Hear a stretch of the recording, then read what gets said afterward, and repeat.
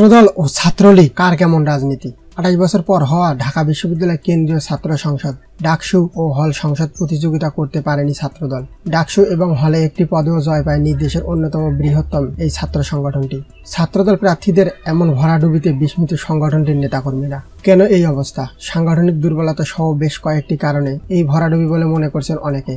তবে ছাত্রদলের অধিকাংশ নেতাকর্মীদের মতে ছাত্র অধিকার সংশ্লিষ্ট কোনো বিষয়ে ক্যাম্পাসে ছাত্রদল সক্রিয় থাকতে পারেনি। আবার সংগঠনের কেন্দ্রীয় কমিটি পাশাপাশি ঢাকা বিশ্ববিদ্যালয় কমিটি প্রায় সবাই অছাত্র। গত 10 বছর ক্যাম্পাসে অবস্থান করতে না পারায় সাধারণ শিক্ষার্থীদের সঙ্গে তাদের তেমন যোগাযোগ হয়নি। এছাড়া মেয়াদ উত্তীর্ণ কমিটি প্যানেল সংগঠনের জটিলতা ও যথাযথ প্রস্তুতি ছাড়া ভোটে অংশ নেয় নির্বাচনী বিপর্যয় হয়েছে।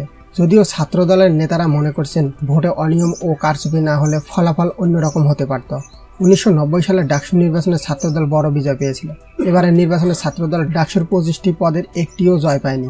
এমনকি প্রার্থীর মধ্যে সম্পদকীয় একটি পদ ছাড়া কেউ 1000-এর উপরে ভোট পাননি। 12টি সম্পদকীয় পদের মাত্র একটিতে ছাত্রদলের প্রার্থী প্রতিদ্বন্দ্বিতা করেছেন। কমন রুম ও ক্যাফেটিয়া বিষয়ক সম্পাদক পদে প্রার্থী কানেতা ইয়া লামলাম 7119 ভোট পেয়ে দ্বিতীয় হয়েছেন। ভিভি পদে এই সংগঠনের প্রার্থী মোস্তাফিজুর রহমান 245 ভোট পেয়ে পঞ্চম হয়েছেন। বিএস প্রার্থী আনিসুর রহমান খন্দকার 462 ভোট পেয়ে ষষ্ঠ হয়েছেন।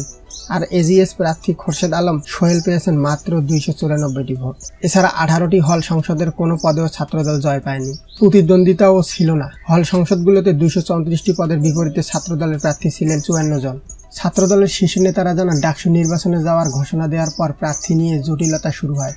বয়সীমা বেঁধে দেওয়া ছাত্রদলের বর্তমান কেন্দ্রীয় এবং ঢাবি কমিটির কোনো নেতা প্রার্থী হতে পারেনি। ছাত্রদলকে নির্বাচন থেকে দূরে রাখার জন্য এই পরিকল্পনা করা হয়েছে বলে মনে করেন সংগঠনটির নেতারা।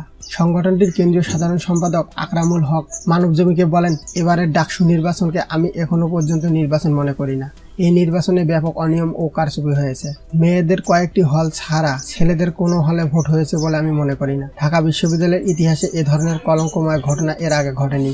এটা শুধু ছাত্রদল নয়, ছাত্রলীগ বাদ দিয়ে সাধারণ শিক্ষার্থী ও সব ছাত্র সংগঠনের উপলব্ধি।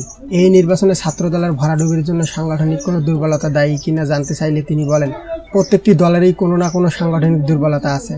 আমরা গত 10 বছর ধরে ক্যাম্পাসে তেমন কোনো সাংগঠনিক কার্যক্রম চালাতে পারিনি। আর ঢাবি ছাত্রদলের কমিটির মেয়াদও শেষ হয়েছে।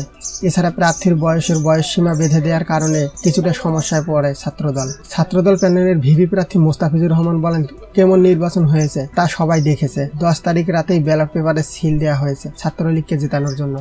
সকালে ভোটের আগেই কুয়েত মৈত্রী হল থেকে ছিলমারা ব্যালট উদ্ধার করা হয়েছে। অনেকে ভোটেই দিতে পারেনি।